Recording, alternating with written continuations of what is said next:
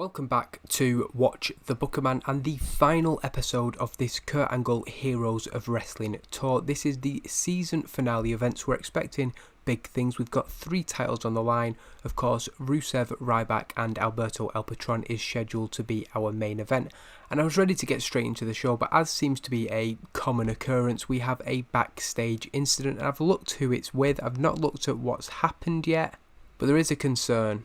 Alberto El Patron has been involved in an incident. I'm hoping he's at least at the building because he is going to be a big part of getting a good rating for that main event. Rusev and Ryback's previous matches haven't done so well, and I'm hoping that it's nothing too serious. So he turned up late but did eventually turn up, breaking locker room rules, which as his employer I now have to choose to deal with this situation.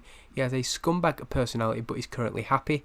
I don't think he's going to take too kindly to being fined. He doesn't come across as the kind of guy who's going to brush that off, and we do want him to keep that good morale going into the main event. But I think last night of the tour, I can afford to maybe ruffle his feathers a little bit, so we'll give him a stern warning, and it's had a negative impact upon Alberto El Patron. I don't know if that means he's now less happy or whether it just affects his personality. So we'll have a look at Alberto El Patron. So he's happy to be here, it's not affected him too much, and I'll get into booking the show now. And what I think will be, after a turbulent tour, a good ending to the Kurt Angle Heroes of Wrestling series of events. And we begin the season finale in front of 367 people with a good segment, Kurt Angle with his traditional introduction to the show, and he finally gets through a full introduction without being interrupted and makes comment on that, only for Rockstar Spud to come out. He's pissed off with Kurt Angle, he's angry at the booking of the main event, the fact that Ethan Carter and Rockstar Spud are apparently barred from ringside. Everything that Kurt Angle is doing is to set the odds against Ryback, and he is unhappy about that. He gets so frustrated when Kurt Angle fires back at him that he slaps the man the name is toured after in the face and says that if EC3 isn't happy about it, he'll see him in the ring. He's going to give him an hour to prepare. Kurt Angle and EC3, it's not going to be a match, but they're going to spend 5 minutes in the ring together and finally get to the bottom of the issues they've been having. Like I said, a really good segment to open the show. Kurt Angle and Rockstar Spud both improvising well, both really entertaining guys who you can rely on to put on a good performance as we go into the opening match, and this is crowning the tag team of the tour. It's technically a title, but really they're not going to defend it or anything because this is the last show. Nonetheless, we let the babyfaces go over a feel-good victory for Slater and Rhino. They were the first SmackDown Tag Team Champions, and now they are the first title holders, and as a result declared the tag team of the tour. A 33 rating, an okay match, good chemistry from the winners who celebrate after the match. A big celebration for them as we move into a backstage promo with Alberto El Patron, and proving again why we've brought him in. A 59 rated promo, really good, improvising well throughout the segment. He cuts an arrogant promo, he runs down both of his opponents, so he's a little bit of a tweener in this. Ryback obviously the clear defined heel after his recent actions. Rusev we've tried to build as a top face throughout, so El Patron is sort of treading the line between the two. He's not a fan of what EC3 and his little group are doing, but he's also not a fan of Rusev. Ricardo Rodriguez is also on screen. The second match is the Essential Superstars stable, who've been running roughshod over the mid-card of the roster really. Not that we have defined pushes or anything, but the guys underneath that top level, and they face Chris Hero, Zack Ryder and Kurt Hawkins and No Way Jose. A lot of our sort of pure clean baby faces led by Chris Hero, and the faces win again. We just want to keep up a good feeling. Maria at ringside doing a good job, commentary boosting it, and it is a okay match. Zack Ryder the best performer in the match, and again the baby faces are happy. Good news celebration as Rusev's promo, again promoting that main event. That's what we're going to build everything around on tonight's show. Mick Foley comes in during the promo and shares his feeling of responsibility. He brought Ryback in and now look what he's been doing, causing trouble, aligning with Ethan Carter of all people. He apologises for subjecting the fans to that guy, but he trusts Rusev can be the one to get the title off him and send him out of the company for good. Foley improvising well. Rusev struggling a little bit, but a decent segment overall as we go into the Heroes of Wrestling Australian Championship match, and this is the women's title. I know I called the men's title the Hero of Australia title, but I think I'd rather win an Australian title than one with a little bit of a silly name that the Heroes of Australia belt has, but Madison Eagles actually picks up the win. Tenille Dashwood not involved in the fall, but it does bring an end to their rivalry. Tenille Dashwood picked up the win in questionable circumstances last show, but Madison Eagles, I think, was the best performer in this match, just beating out Tenille Dashwood, and she deserves really to go home with the title. And she's celebrating after the match, and Tenille Dashwood comes in, and despite their issues, it's clear that Madison Eagles isn't a fan of Tenille Dashwood, and likewise, but nonetheless she gets her respect for good performances and a hard-fought victory at the end of the first hour. So a reconciliation of sorts in another decent segment, just under the 40, which would have turned it green.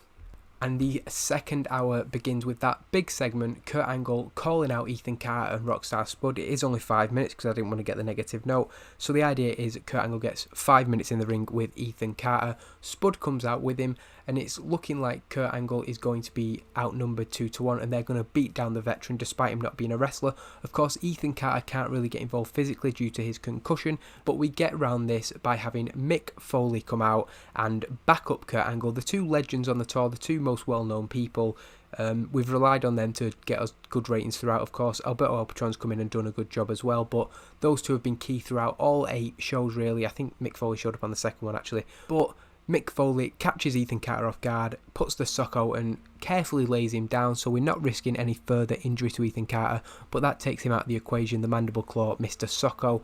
That leaves Kurt Angle and Rockstar Spud in the ring, and Kurt Angle destroys Rockstar Spud however he can. I don't know how his mobility is at this point in his life, but if he can't hit an angle slam or any German suplexes, he can at the very least lock in an ankle lock, and Rockstar Spud can sell it as hard as he possibly can and slap on the mat, beg for mercy, and we just have a Kurt Angle and Mick Foley stand tall at the end of that segment. It's all about just trying to get a bit of a feel good, and this might be another feel good win because the Colons finally pick up a victory. They've been jobbers on this tour.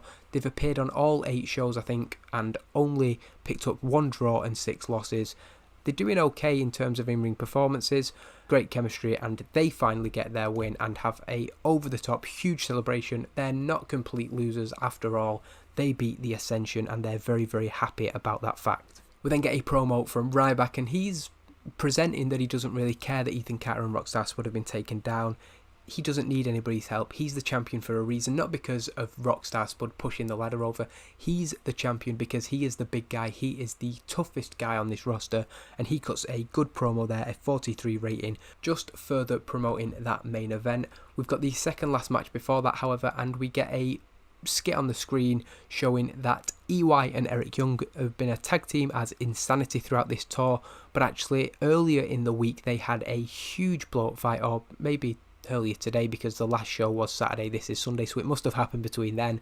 Rowan feels that he's being held back. Eric Young's leadership is doing nothing for him, and for that reason they're going to fight. They were the last 2 guys left on the roster. I thought about turning it into a 3-way the previous match, but I needed another match, and I thought it's not like they've got long-term history that it matters that I'm breaking him up. And Eric Rowan gets a win, proving that he is the better one of the team. They didn't seem to click as opponents. They did okay as a tag team, not in terms of results, but in ring.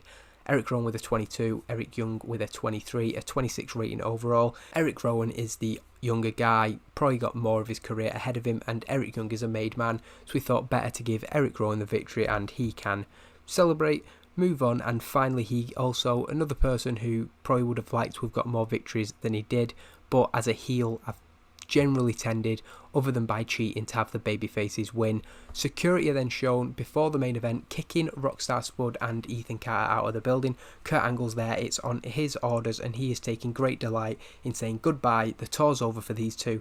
Calls them a waste of space, doesn't know why they even flew them out considering they've barely wrestled, and in Ethan Carter's case hasn't wrestled at all. A 60 rated segment, really good, gaining heat to the storyline, and now it goes into that main event, which I am hoping will be a good match, hopefully the best match on the tour.